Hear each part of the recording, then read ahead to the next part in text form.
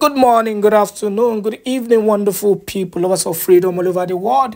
Wherever you're joining us from today, you're welcome to Let's Talk TV, your one and only YouTube platform that gives you quality news and information on all the activities happening in Biafran territory.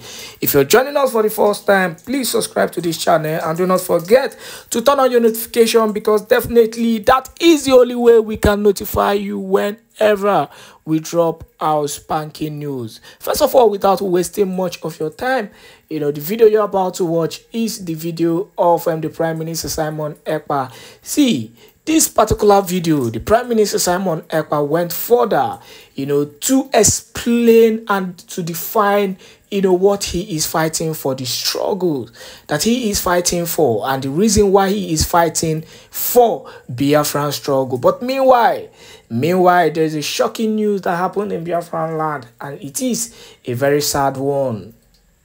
Rest in peace, Junior Pope. Rest in peace. Junior Pope, the veteran actor, just lost his life, in Biafraland, and it is a very painful way of dying, because I think he drowned, in River Niger. Though it was a careless act, but our condolences to the family of Junior Pope, because nobody go like see in family member or in loved one take by at a very young age. Junior Pope is a young boy, and a young boy who started doing the needful, by becoming successful through his content that he creates, and a boy we don't hustle for very long time, and at the end losing his life tragically. It is a very bad one, but meanwhile, that is not why we are here. The main reason why we are here is for the struggle of the Biafran and for the freedom of Biafra. On that note, I want you to enjoy this video, and I want you to go to the comment section and give your own input, because the Prime Minister Simon Èkpá just dropped a bombshell for all Biafrans. And this, as I always say, he went further, to expose the Nigerian military, on the evil and the atrocious things that they have been doing. Genocidal attack, massacre here and there in Biafran territory, and yet nobody is saying anything about it. It is very painful indeed. But what can we say? What can we say? That is why, when it comes to this struggle, you must understand, the sacrifices that people has made. I will not stop talking about the sacrifices, because it is something that cannot be over-exaggerated, because a lot of people have actually laid down a lot of things just for the freedom to come. But let us not forget that we are moving. There's been a huge progress in the struggle, and you will agree with me that the Prime Minister Simon Èkpá has done everything humanly possible to see that this freedom comes as quickly as possible, in less than how many months, in less than how many weeks, in less than how many years. He has been able to achieve what no other person has been able to achieve. Kudos to Mazi Nnamdi Kanu, who laid the foundation, for him. A good foundation at that. Please enjoy this video, and do not forget to share this video to as many groups and platforms as possible. This is the only way we can air our views, so that our people will continue to know the truth and the reality of the atrocious Nigerian government, because truly they have done a lot of atrocious things. Enjoy this video.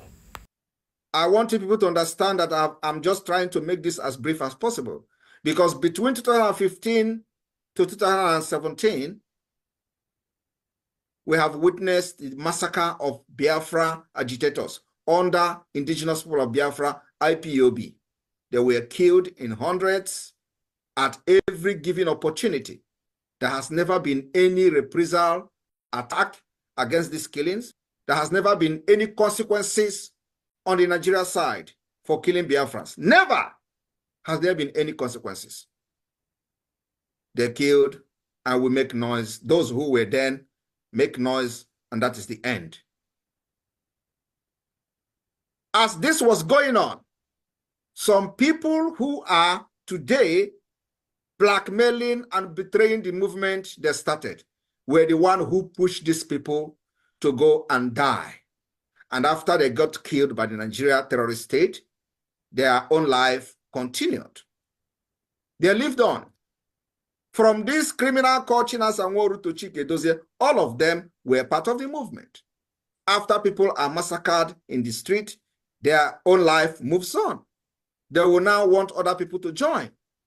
The killing did not stop until 2021. They kidnapped Mazi Nnamdi Kanu from Kenya. Remember, the kidnap of Mazi Nnamdi Kanu has nothing to do with Simon Èkpá. But you know, many of these criminals today, they tell you that the activities of Simon Èkpá is the reason Mazi Nnamdi Kanu has not been released.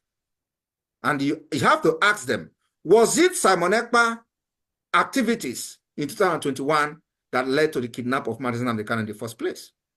The answer is no. I want you to understand how the enemy works. Those who have become the sabos in our struggle, they have made themselves available to be used by the enemy. So they tell you the activities of Simon Èkpá is the reason Mazi Nnamdi Kanu is not released. But it was not the activities of Simon Èkpá that led to the kidnap of Mazi Nnamdi Kanu. But you know, when he was kidnapped, I looked around for 6 months. They know that I'm a very, very, very dangerous person because I know they must have done some consultation. The dangerous person in the sense that I will do everything to liberate my people. I will do everything to protect the women and children of Biafra because I have seen it all. It took me years to study Nigeria up to this point. Not only that, it took me years to study international law. And that international law is what I'm applying to the Biafra struggle today. For the very first time in the history of Biafra and Nigeria, the dangerous diversity that we find ourselves into have made it possible for us to defend ourselves. And as much as I agree on no violence, we are not the one bringing violence to Nigeria state. Rather, Nigeria aggression must be responded with aggression. That aggression is self-defense. After 2021, I promised Biafra people after 6 months of blackmailing me because I did not agree to work with them. I have seen many things that many people did not see. I promised Biafra and Mazi Nnamdi Kanu one thing. Your kidnapping will be useless. The reason they kidnap you from Kenya, I will make sure that it is as useless as anything. And your kidnapping from Kenya will be very, very expensive to Nigeria state. That was my promise before man and God. And believe me, I am living up to that promise. Today, if they are not regretting kidnapping Mazi Nnamdi Kanu, they are lying. I also promised Biafra, nobody will kill you again, like in Aba, like in Iguacha, like Wike did in Obibo, and go free. Remember, when Wike was killing Biafras in Obibo, Simon Èkpá was not there. It was not as a result of the activities of Simon Èkpá. Have you all forgotten? When you were massacred at Mpo and Enugu, Simon Èkpá was not a member. Simon Èkpá was not even talking about Biafra. But today, the enemy is trying to make you believe that the problem is Simon Èkpá. What was the problem that led to the massacre of thousands of Biafrans in Obibo by Wike? Was it Simon Èkpá? What was the problem that led to the massacre of Biafrans in Aba, in the school? Over 150, at least officially reported. It is more than 200 people massacred in one day. Simon Èkpá was not a member of Biafra then. When they were killing people in Enugu, when they were for money training, massacred our boys in Enugu state. Simon Èkpá was not part of it. What was the problem then? What led to the massacre of Biafrans in Enugu? Now, I want you to understand one thing. The enemy have seen that somebody actually knows his right from his left. And that person is the Prime Minister of Biafra today. For the very first time in the history of Nigeria and Biafra, we say, even though we are fighting for the exit of Biafra peacefully, we will not fold our arms and watch you kill us again and cry on social media. No. When you come with your arms, we will defend ourselves with our own arms. And that is exactly what is happening today. But you know, they are crying. And I want you to understand, ask yourself a question. They say Simon Èkpá is killing military in the East. What are the military doing in the East? Are you not in democratic system? What is the business of military in your street? Why are military having checkpoints in Biafraland? Are we not in democracy? I want you to know the answer today. The answer is because they feel threatened. They feel that Biafra, it is time for Biafra to go. They feel that Nigeria have expired. And the only challenge Nigeria has is coming from the East. And let me tell you, no amount of bullet will suppress the challenge that the East is giving to Nigeria today until the exit. So they try to make you understand that Simon Èkpá is killing soldiers. And I want you to ask them, what was Simon Èkpá doing when the people of Biafra were massacred at Èkpá? Just last year, they killed them in Aba. Was it Simon Èkpá? The answer is no. And the last question I want to ask some of you today, before I go to the update and achievement we've made very briefly, is they came and announced that 16 soldiers have been massacred in Okwama community. But what they are not telling you people, what were the soldiers doing there? We've listened to different stories. The story of oil bunkering, which is the business of the Nigeria army, terrorist army. That's what they do. The fight in Okwama community is a fight of the control of oil bunkering. They are not telling you people this story. The Biafra government has nothing to do with oil bunkering. We are going to control our natural resources by ourselves, by force, by arms, by everything possible. And when that time comes, you will know that Biafra government is responsible for whatever that is going on in control of our resources. The time is going to come. Now, if they are crying about the soldiers that have been killed in Iguacha, how many times have they cried that the Biafra Liberation Army killed soldiers? But they are complaining and crying every day for nothing. At least you have seen that soldiers were killed in the Okoma community for bunkering, for oil bunkering. But have you seen them crying that, mentioning it, that Biafra Liberation Army have killed the Nigeria Army and they want to revenge? Have you seen them saying it? Ask yourself, why is Okoma community different? Because they know the validation of Biafra will begin from there. But they are not mentioning it. Do you know, as they are killing Biafrans, Biafra army are neutralizing them? Do you know how many numbers of all these terrorist army that Biafra Liberation Army have neutralized? Thousands of them. I am saying, I want you to cut this particular segment. Thousands of them. And if they have not neutralized them, they will level entire village in Biafraland. We will not allow that anymore. They have done it before. But the question I want to ask those sabos, why have they not mentioned that Biafra Liberation Army are killing Nigeria Army when they come to kill us? Rather, they are mentioning and publicizing just 16 soldiers that the community, that the people that are fighting doing oil bunkering, they had issue and it led to their death because they have been killing each other in that community. It has nothing, absolutely nothing to do with Biafra. But that community is a Biafra community.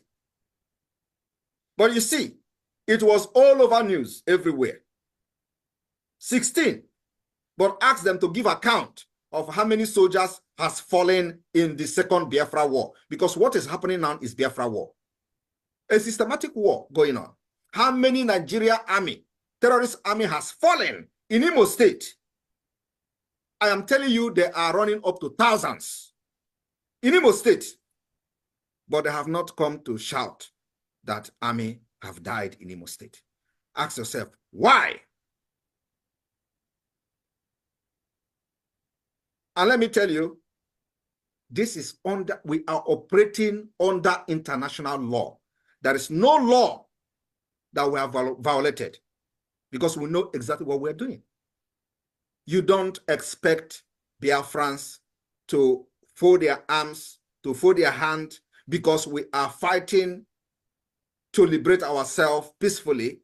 We were agitating peacefully, and for that reason, you pick up your guns and your AK-47 and start shooting a live bullet on protesters. For many years.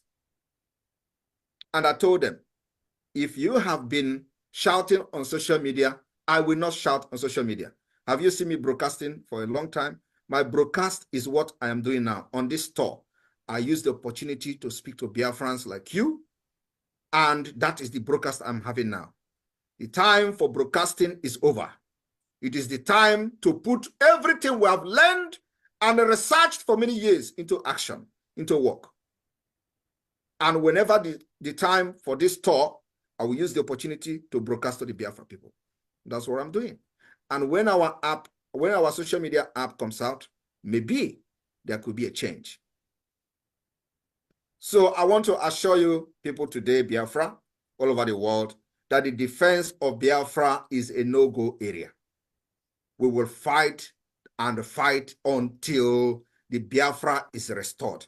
And nobody is going to die. I am telling you the fact. Our aim and objective is to make sure in this fight, no Biafra dies. But like Onyendu used to say, they will kill us, we will kill them. At the end of the day, Biafra will come. I want to thank those of you who have supported this movement up to this point. But remember, we have entered the liberation phase where everything will be very difficult. By the special grace of God, it will not be difficult for the Biafra people. The dragon flag has been raised since 2021. And the dragon flag is not going down. We have raised the Biafra Liberation Army flag. We have also raised the Biafra Resistance Fighters flag. We have raised the Biafra Navy flag. We have raised the defense, the BDF, the Biafra Defense Force flag. That flag, those flags will never go down until the declaration of Biafra, and Biafra will be defended. For those who are saying that it is not possible, that we are just deceiving people, thank you very much. We will deceive people, but remember, when the time comes, and if you are a Biafra and saying it, you have something waiting for you. The Biafra law and policy will wait for you at the right time. And then you will shout, had I known. Those who are the people are shouting, Simon Èkpá. Simon Èkpá is killing soldiers in Nigeria. Why are you going to support him? These are the same people who were pushing people to go and die in Aba. And they went and actually died. We have the recent one. And I want to ask you, have there been any consequences from their side? The answer is no. But you know, we are not going to overlook those things based on the fact that they are not supporting what we are doing. Every Biafran is recognized by Biafra government. Government is a government. We are not organization. We are not IPOB that you say you don't register. You are not a registered member. No, that is the difference.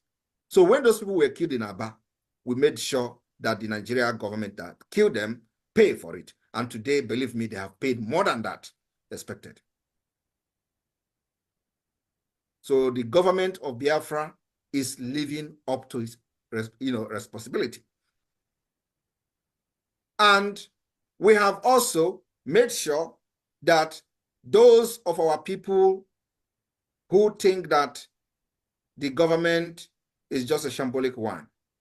In their various communities, there has been peace and tranquility, while other people in Nigeria are facing extinction, including displacement, going to IDP camp, killing them, abducting school children, killing women, and all that. They are all happening all over Nigeria. It is only in Biafra territory that that is not happening. And I'm telling you, any day they try and abduct anybody in mass in Biafra land, believe me, I will not say what we're going to do, but we know where to hold them. The time has come that you must be speaking very bold. Do not be scared of your enemy. The invasion of Biafra land must stop. The terrorist checkpoint in Biafra land must be disbanded. Let me tell you, it is something that is going to take time. We're not saying that it must end in one day or in 1 week. It is something that is going to take time. We are fighting a terrorist government that has billions of dollars. And so far, so good. Systematically, as you can see, we are defeating them. And the defeat will continue.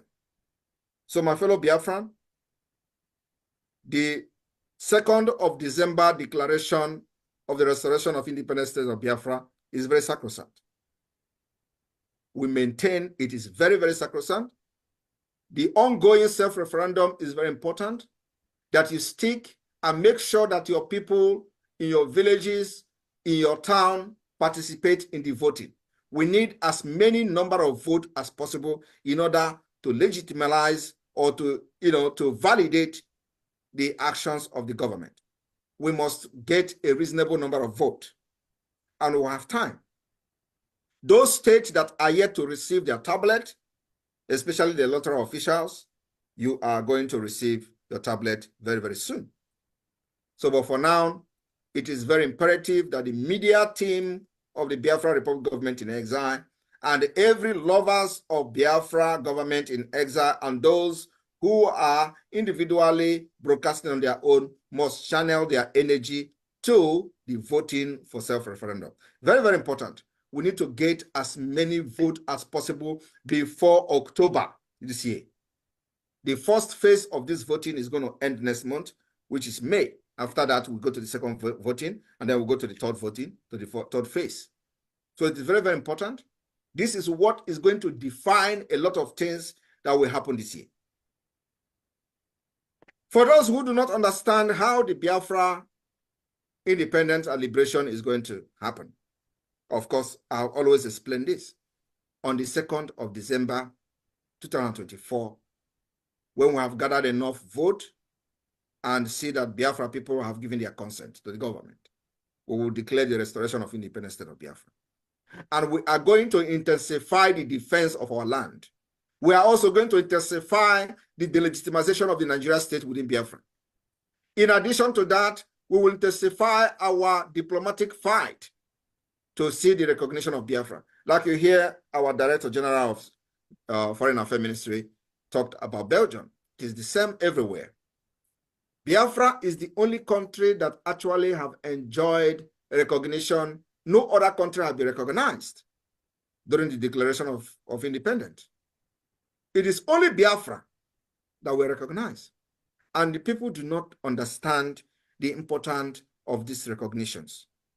The past leaders of the Biafra movement have done very well, but nobody has been able to break the chains to benefit what this recognition has to offer. The Biafra government is doing everything to make sure that the recognition of Biafra is restored.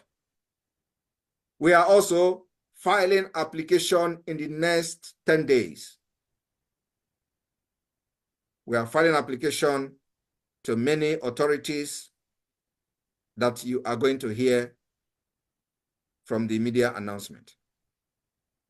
This application has to do with the recognition of Biafra. And also, we will make sure that the international stage, at the international stage, Biafra become a topic. Biafra is not going to be a topic by carrying flag and running around in the street.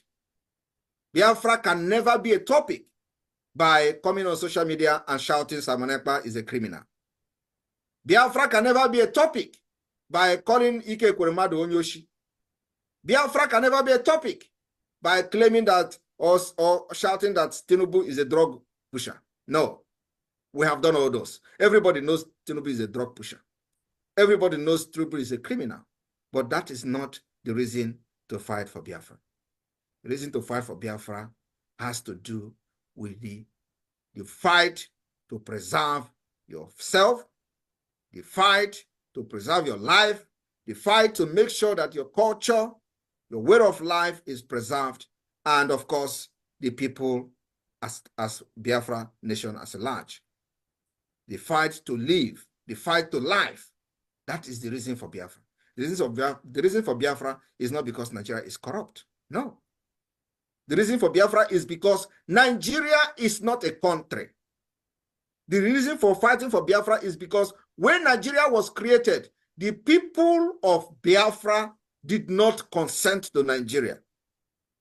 The reason for fighting for Biafra is because the original plan of Nigeria has changed without you knowing it. The reason for Biafra exit today is because while Nigeria was recognized as a secular state, today it is no longer a secular state. It has changed from the backyard to Islamic State. That is the reason, without your consent. The reason for Nigeria to break away, to break into how many pieces but Biafra own is that we are only interested in our own nation and our own people. And let me tell you the fact. The old Eastern Nigeria that fought Biafra war remain Biafra people. Those who say they are not Biafra, the referendum is going on. You may decide not to, you may decide to say no to the referendum. And when the result comes, we are going to check you. But for now, Biafra remain 40 United States of Biafra. And the old Eastern region is the Biafra. And those who will tell you that Igbo 5 states should go, you know, these are the issues that I really don't want to talk about because it does not make sense. Igbo does not have 5 states. If you talk about Igbo, there are Igbo in Benue State, there are Igbos in Kogi State, and so if they are telling you Igbos, what is going to happen to the Igbo in Benue State? What is going to happen to the Igbos in River State?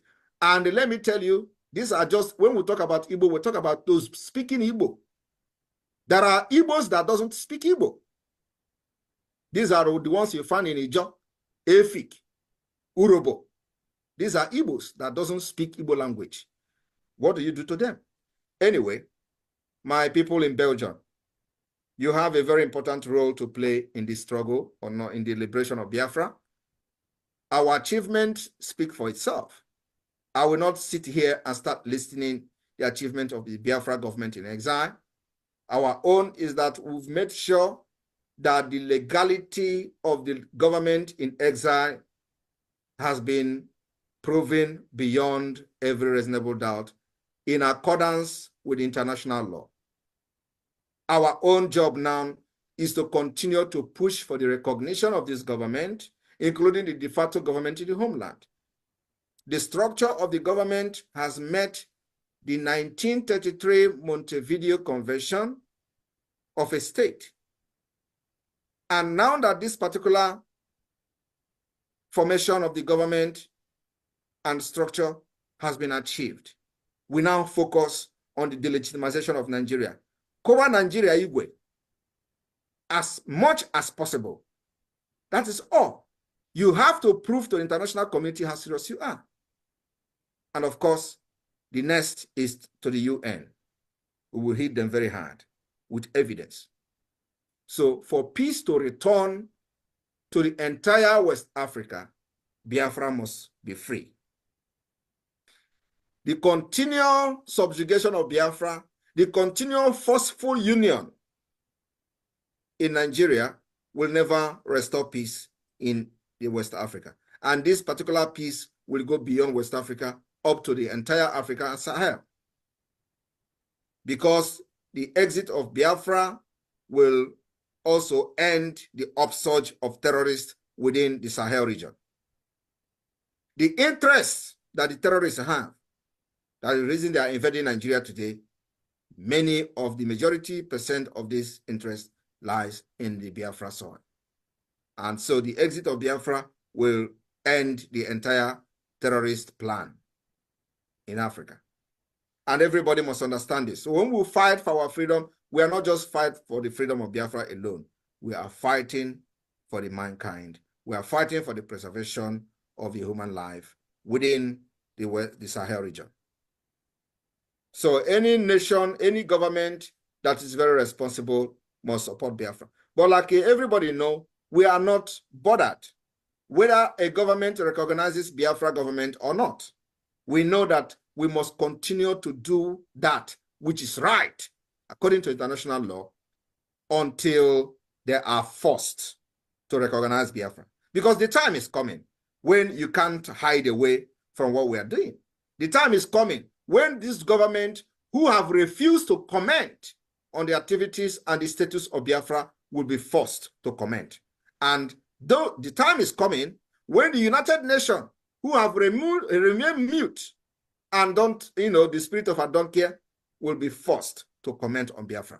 And that will determine, that comment will come as a result of our determination, our resilience, and what we have to do to delegitimize Nigeria state within Biafraland.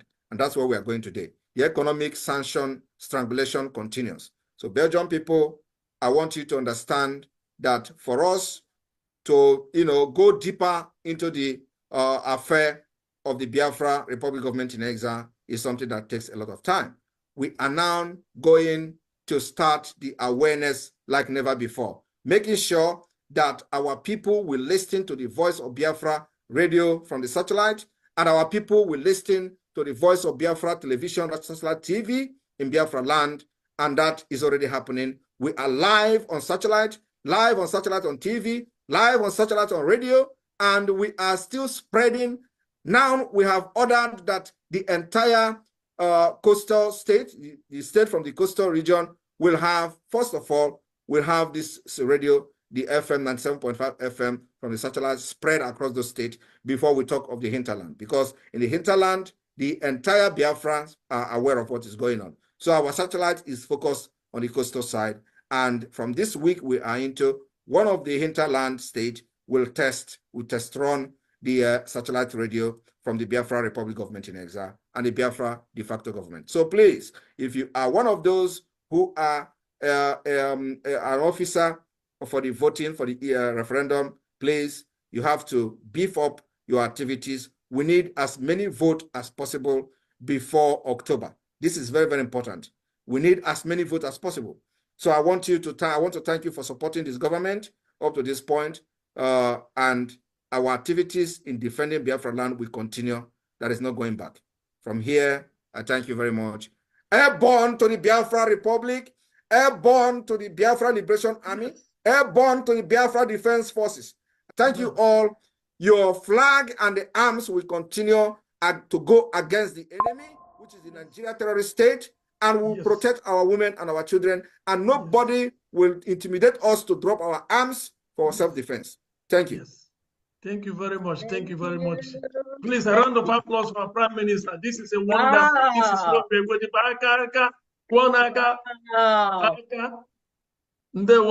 thank you very much, our Prime Minister. This is a wonderful.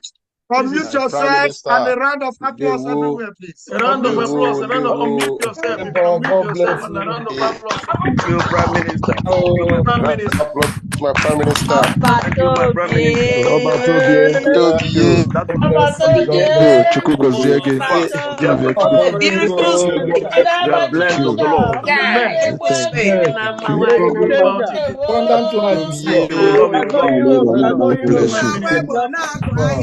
Minister, thank you very much. We're proud of you. Bless you, my brother. God bless you. We're proud of Mr. Thank you. Please unmute yourself. Okay.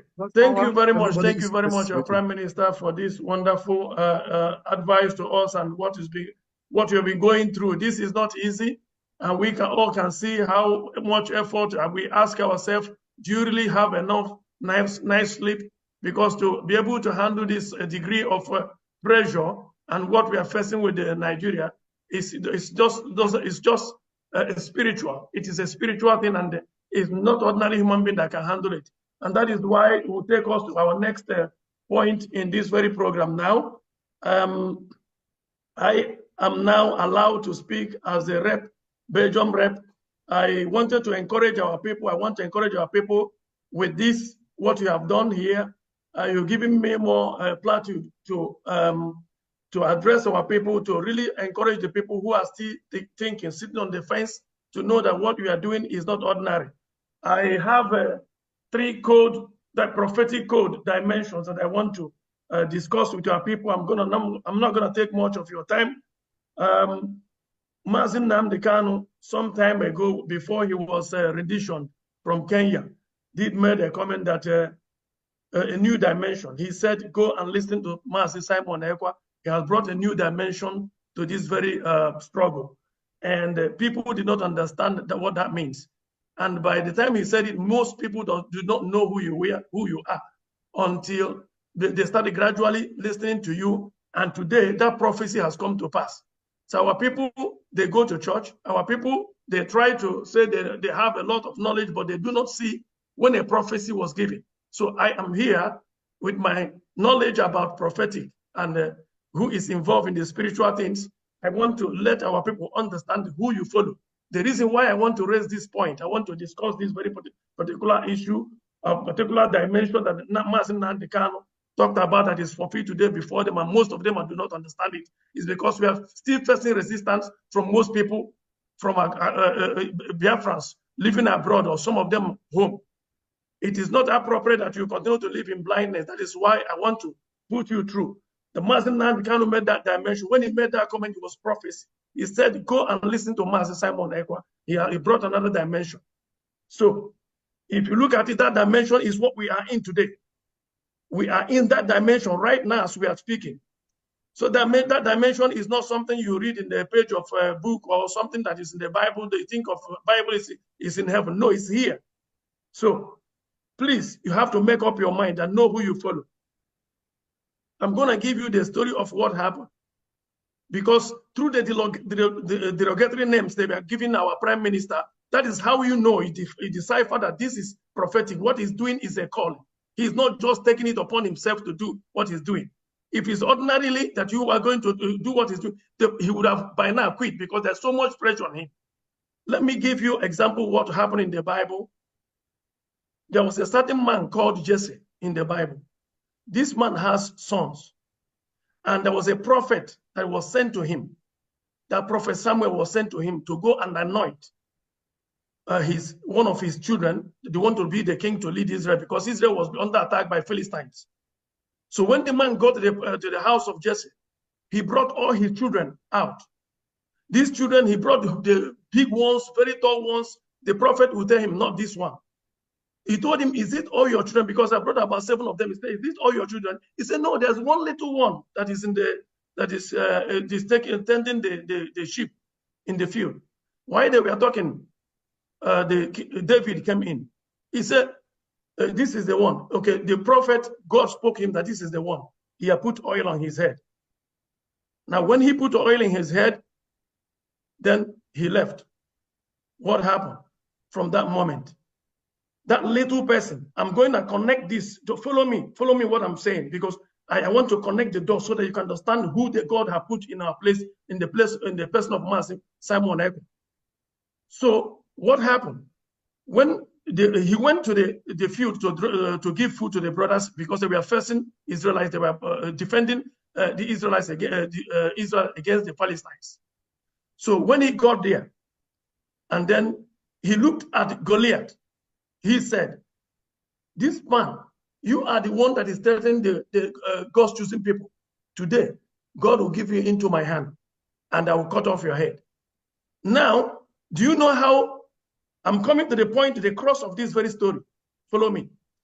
The cross of it is that David was considered a short man. And what did the people who didn't understand who Mazi Simon Ekpa is? They call him, what do they call him?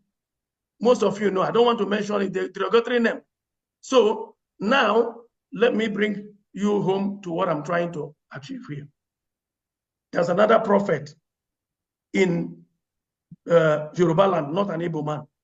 He said that God showed him a vision. This vision was a poppy. That this poppy was moving, and then when the poppy looked back, he saw animals with features, great animals like lions and leopards and so many things following him.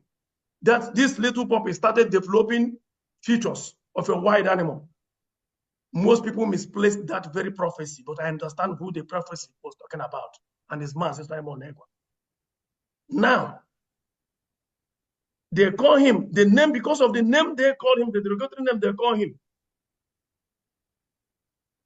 To just drive this thing home, they call him Mabuda, but actually he's not Mabuda. Do you know what they called? They called David Mabuda, the same name they gave to him. David was standing against Goliath, who was a tall man. And now Master Simon Èkpá is standing against Nigeria, who they call giant of Africa. So you see the prophecy. So for most of us who derive things through the prophetic code, this is what has happened. Master Simon Èkpá is described with the name, the derogatory name they give King David. Now, this should tell you that who is to get us Biafra is Master Simon Èkpá. So you have to make up your mind and know who you follow. My story is driving home to you that the time has arrived. Biafra is no more a dream. It is a reality. I want to go straight now to one of the significance of what also lead for you to believe what I'm saying. During the time of David being the king, David was still running for his life. Like Master Simon Èkpá now in Finland, Nigerian government is sending messages. They want to bring him home. They want to prosecute. They want to kill him. He's in Finland. So is some King David running and hiding in the cage. Do you know what happened? Most people that were disgruntled moved and went to David's camp and told David, we want to serve under you. Now, try and make connection with the autopilot, how he started. The disgruntled people like me, who was in the old house, moved on and said, no, there's an anointing here. We moved to the David of our time, which is Master Simon Èkpá. And now we are here. Look at what is going on. The old house is collapsing. And as I'm talking to you, like what happened to King Saul. King Saul went down. Those DOS and most men that are there, they didn't have the vision. They don't have no members anymore. I'm saying this to remind most of us here that where you are is where God wants you to be. You are on the right track. So do not look back, because Biafra is here with us. The brief achievement, I had the opportunity to be in Finland. I witnessed what happened. Prophet Igilla said that those animals, those big animals you see that were following the poppy, let me tell you what it is. What it was right now, you see engineers, you see doctors, professors. I could count with my finger professors I met in Finland. We are not less than 10 people that I can identify by myself, and doctors. The old IPOB, the old DOS, I'm sorry to tell you this, there's not such thing. Because everybody was not clear. They didn't define what they were looking for. Mazi Nnamdi Kanu was the focus. When he was out of the picture, these guys could not do anything tangible.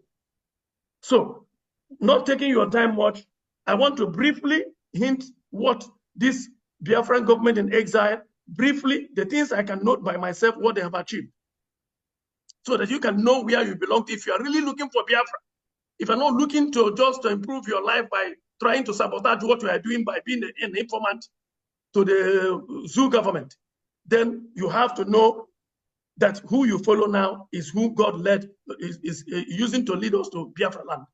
Now, brief achievement. We have a charter. A charter has been written. And that charter is given to us, is open for amendment. That charter is a constitution. That's how a nation is formed. And another thing is, we have our ID card that is ongoing now.